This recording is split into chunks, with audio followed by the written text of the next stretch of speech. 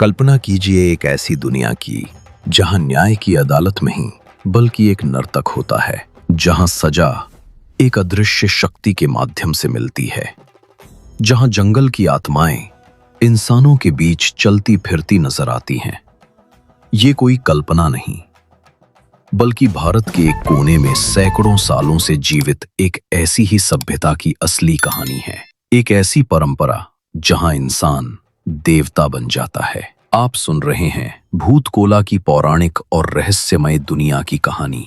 मेरे प्यारे दोस्तों, आज हम एक ऐसी यात्रा पर निकलने वाले हैं जो हमें सीधे दक्षिण भारत के उन घने जंगलों में ले जाएगी जहां इतिहास और पौराणिक कथाएं आपस में इस तरह घुली मिली हैं कि उन्हें अलग करना नामुमकिन है। ये कहानी है दैव आराधना की, जिसे दुनिया भूतकोला के नाम से जानती है। अगर आपको ये जानकारी पसंद आ रही है तो इस वीडियो को लाइक और शेयर जरूर करें। अपनी राय कमेंट में लिखें। सबसे पहले एक बहुत बड़ी गलतफहमी को दूर कर लेते हैं। जब हम भूत शब्द सुनते हैं तो हमारे दिमाग में डरावनी तस्वीरें आती हैं, लेकिन यहाँ भूत का मतलब प्रेत या भूत प्रेत नहीं है। संस्कृत में इस शब्द का अर्थ है अतीत या वो जो हो चुका है। ये दिव्य आत्माएं हैं, शक्तिशाली अस्तित्व हैं, जिनकी पूजा सैकड़ों सालों से की जा रही है। अब सवाल उठता है कि ये दैव आखिर हैं कौन? दरअसल इन्हें तीन मुख्य श्रेणियों में समझा जा सकता है। पहली श्रेणी है प्रकृति की आत्माओं की। ये वो दैव हैं जो जानवरों या प्राकृतिक शक्तियों से जन्मे माने जाते हैं। इनमें सबसे प्रसिद्ध है पंजूर्ली, जिसे एक जंगली सुअर की दिव्य आत्मा माना जाता है। पौराणिक कथाओं के अनुसार पंजूर्ली की उत्पत्ति भगवान शिव और देवी पार्वती के पसीने से हुई थी। जब इसने कैलाश पर्वत पर उत्पात मचाया तो शिव ने इसे धरती पर भेज दिया ताकि ये मनुष्यों की रक्षा करे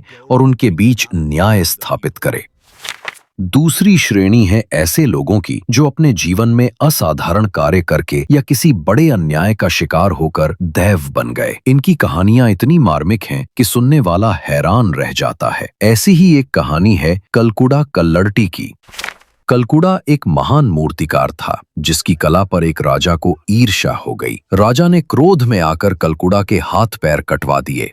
जब उसकी बहन कल्लड़टी को इस बात का पता चला तो उसने राजा से बदला लिया और इस प्रक्रिया में खुद भी प्राण त्याग दिए। मान्यता है कि इस अन्याय के कारण दोनों भाई बहन दिव्य आत्माएं बन गए और आज भी न्याय के लिए पूजे जाते हैं।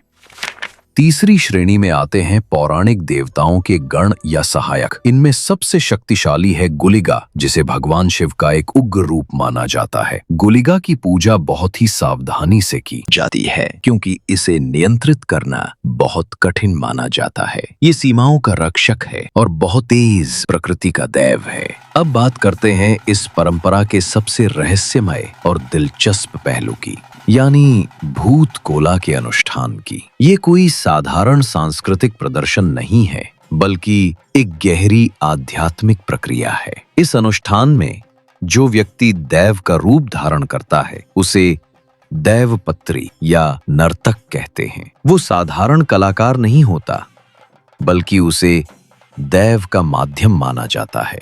अनुष्ठान से पहले ये नर्तक कई दिनों तक कठोर व्रत और शुद्धता के नियमों का पालन करता है। उसे एक विशेष प्रकार का मेकअप किया जाता है जिसे स्थानीय भाषा में अणे कहते हैं। ये मेकअप बहुत ही विस्तृत और प्रतीकात्मक होता है, जिसमें प्राकृतिक रंगों का ही प्रयोग किया जाता है। सिर पर एक भव्य और भारी मुकुट पहना जाता है जिसे अनी कहा जाता है। जैसे ही ड्रम यानी तेम्बरे की तेज और लयबद्ध थाप शुरू होती है, नर्तक एक ऊर्जावान और आक्रामक नृत्य शुरू कर देता है। ये नृत्य देखने में इतना तीव्र और शक्तिशाली होता है कि सामान्य व्यक्ति के लिए इसे कर पाना असंभव है। मान्यता है कि नृत्य और संगीत के चरम बिंदु पर दैव की शक्ति नर्तक के शरीर में प्रवेश कर जाती है। उसकी आवाज बदल जाती है, उसके हाव भाव बदल जाते हैं। अब वो व्यक्ति नहीं रहता, बल्कि दैव का प्रतिनिधि बन जाता है। यहीं से शुरू होता है इस परंपरा का सबसे महत्वपूर्ण सामाजिक पहलू। लोग अपने गांव, परिवार या जमीन से जुड़े विवाद इस दैव के सामने रखते हैं। दैव के माध्यम से मिलने वाला निर्णय अंतिम और सर्वमान्य होता है। ये एक ऐसी जीवंत न्याय प्रणाली है जो आधुनिक अदालतों से सैकड़ों साल पुरानी है। हर गांव या समुदाय का अपना एक रक्षक दैव होता है, जिसके बारे में माना जाता है कि वो उनकी फसलों, पशुओं और लोगों की बुरी शक्तियों से रक्षा करता है। भूत कोला का आयोजन पूरे समुदाय को एक साथ लाता है, चाहे वे किसी भी जाति या वर्ग के क्यों ना हो। ये सामाजिक सद्भाव और एकता को बढ़ावा देता है। इस परंपरा की सबसे खास बात है इसका मौखिक इतिहास। इसे पाड़ दान कहा जाता है। ये लंबे गीत हैं जो हर दैव की उत्पत्ति, उसकी शक्तियों और उसकी कहानियों का वर्णन करते हैं। ये गीत पीढ़ी दर पीढ़ी गाकर सुनाए जाते हैं और इस परंपरा को जीवित रखने में